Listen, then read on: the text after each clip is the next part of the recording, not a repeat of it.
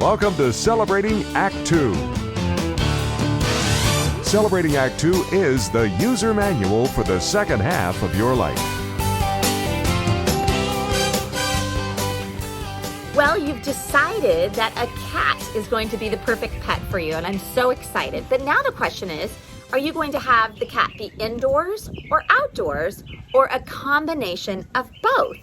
I'm Sarah Surritt with Get Positive, and today in this video, I'm going to share with you the pros and cons of having an indoor cat. But check out my other video where I chat about the pros and cons of having an outdoor cat. Now you can have a combination. You just saw one of my kitties walk by, and they are indoor and outdoor cats. All right, so the first thing is not every cat is going to enjoy being indoors as another cat might. And so it's really based on your cat's personality and what they know and what they don't know. Although naturally, sometimes there's a cat, even though they're indoors, they still want to get out. I know from experience because I had 2 indoor cats for about 17 years, and one of them didn't care about going outside at all. She didn't know what she was missing.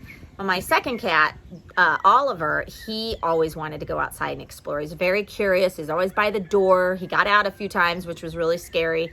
So it really depends on your cat's personality, also their history of reinforcement. So if they often get out and they explore and it's fun, they're going to want to get out some more. All right, so what are some pros about having an indoor cat?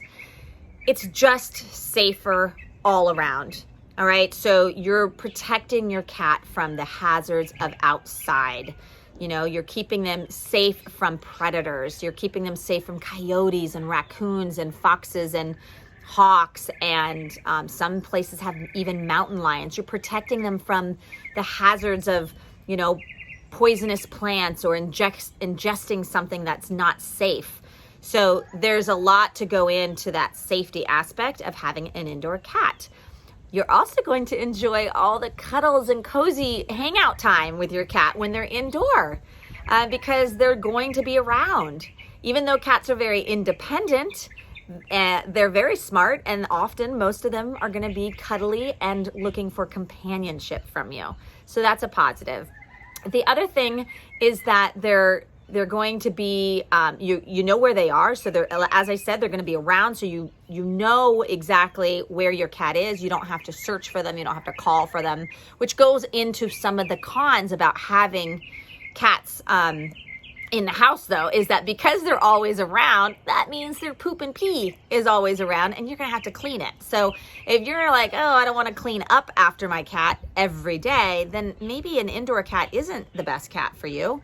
But cleaning their litter box is definitely a must, because when their litter box is dirty, they're going to go find, most likely, a better place to pee and poop. So litter boxes need to be cleaned at least once, hopefully twice a day. The other con about having an indoor cat is sometimes they get hairballs and they throw up. So you're going to have to, really any pet, there's going to be cleanup, right? You're going to have to clean up something after them. The other thing I often see is that the new cat or the new dog, they don't get along with each other. And so that can be a negative. Sometimes just the cat and the dog don't mesh, or the old cat and the new cat don't mesh. I always recommend starting with one pet before you all of a sudden bring in a new pet. So really work with creating that relationship and training history with one pet, and then you can introduce a second pet.